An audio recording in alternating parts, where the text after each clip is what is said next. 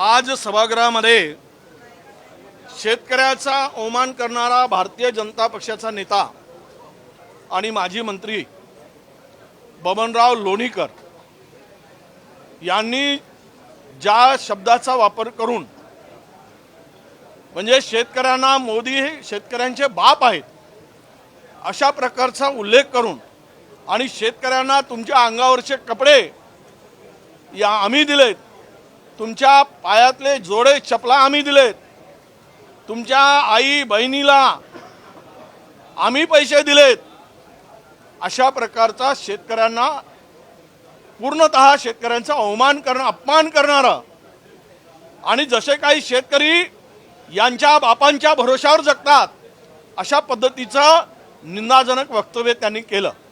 आणि तोच विषय मांडून आम्ही या सभागृहामध्ये सरकारने माफी मागितली पाहिजे, कारण सत्ताधारी पक्षाचा आमदार आणि माजी मंत्री ते आहेत। त्यामुळं आम्ही ही मागणी केल्यानंतर आम्हाला तिकडे बोलू दिलं नाही।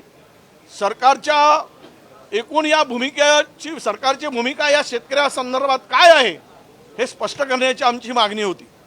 तुम्ही केलेल्या वक्तव्याला समर्थन देताय की तुम्ही त्या आमदाराला आणि मुख्यमंत्र्यांनी माफी जर मागितली असती या राज्याच्या मुख्यमंत्र्यांनी की शेतकऱ्यांचा बळीराजाचा जर हे सरकार असेल थोडा तरी यांना कणव असेल तर माफी मागितली असती। आणि तीच मागणी नानाभाऊ पटोलेंनी केली आणि विरोधकांनी केली, परंतु त्यांना अजिबात बोलू द्यायचं नाही। विरोधकांना ही जी काही सरकारची भूमिका आहे ही काही आणि अध्यक्षांच्याकडे मागणी करून जर त्याला आम्हाला बोलण्याची संधी मिळत नसेल तर आम्ही शेतकऱ्यांचा अवमान करणाऱ्या सरकारच्या विरुद्ध आम्हाला भूमिका घ्यावी लागली। आणि शेतकऱ्यांसाठी आम्ही काय सस्पेंड केलं, काय जेलात टाकलं, काय कुठली सजा दिली तरी शेतकऱ्यांसाठी आम्ही लढू, आम्ही लढणार आहोत। शेतकऱ्यांच्या पाठीमागं सत्ताधारी जरी नालायकपणा करत असतील तरी विरोधक म्हणून त्यांच्या पाठीमागं खंबीरपणे उभं राहण्याचा निर्धार, त्यांचा अवमान महाराष्ट्र कधी सहन करणार नाही। महाराष्ट्रातली जनता त्या बळीराजाचा अन्नदात्याचा अपमान सहन करणार नाही। आणि म्हणून आम्ही ज्यावेळेस मागणी केली आणि नाना पटोलेंनी ज्यावेळेस ही मागणी केल्यानंतर त्यांना 1 दिवसासाठी निलंबित केलं गेलं। म्हणून आज आम्ही सर्व विरोधकांनी जोपर्यंत हे सरकार माफी मागत नाही म्हणून आज आम्ही कामकाजावर बहिष्कार टाकून जिथे बोलण्याची संधी नाही, जिथे बाजू विरोधकांना मांडण्याची जर त्यांना संधी दिली जात नाही आणि शेतकऱ्यांचा अवमान करणाऱ्याला सरकार पाठीशी घालत असेल तर या विधानसभेमध्ये आज आम्ही बसण्याची आमची मानसिकता नव्हती। म्हणून आम्ही विरोध करून बहिष्कार टाकून बाहेर पडलो आहोत। यानंतर आदित्यजी बोलतील। आज आपण सगळ्यांनी पाहिलंच असेल, ही चित्र सगळीकडे संपूर्ण महाराष्ट्रात जात आहेत की एका बाजूला बबनराव लोणीकरजींनी जे काही शब्द वापरलेले आहेत शेतकऱ्यांसाठी, बळीराजासाठी, भयानक शब्दात, म्हणजे आपण ते शब्द पुन्हा उच्चारू पण नाही शकत, तसे विचार देखील आपण कधी आणू नाही शकत मनात, असे त्यांनी शब्द वापरले। साधी सोपी गोष्ट हीच होती की आम्ही स्थगन प्रस्ताव मांडत असताना त्यांच्या वतीने कोणीतरी किंवा त्यांनी स्वतः माफी मागितली असती, शेतकऱ्यांची माफी मागितली असती, बळीराजाची माफी मागितली असती आणि विषय कदाचित तिथे संपला असता।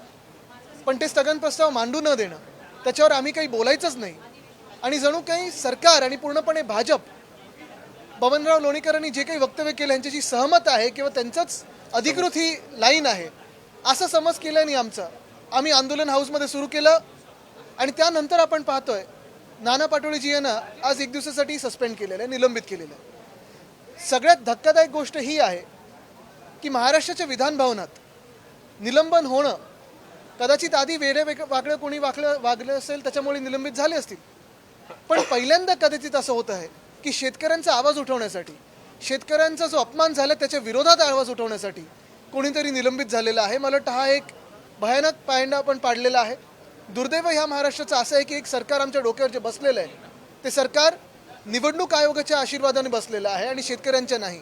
आणि म्हणूनच शेतकऱ्यांना जे आधी तुम्ही वचनं दिली, मग ती कर्जमाफीची असो किंवा कुठची असो, ती न पाळता त्यांचा अपमान करता तुम्हाला सत्ताधारी बाकांवर बसता येतं, हे आज निवडणूक आयोगाच्या आशीर्वादाने भाजपने दाखवलेलं आहे। आणि तसंच आज नाना पाटोळे साहेबांचं जे निलंबन झालेलं आहे ते दुर्दैवी आहे आणि त्याचा आम्ही निषेध म्हणून आज 1 दिवस बहिष्कार टाकलेला आहे। आता isakal.com आहे देशातील नंबर 1 ची मराठी न्यूज वेबसाईट. प्रत्येक अपडेटसाठी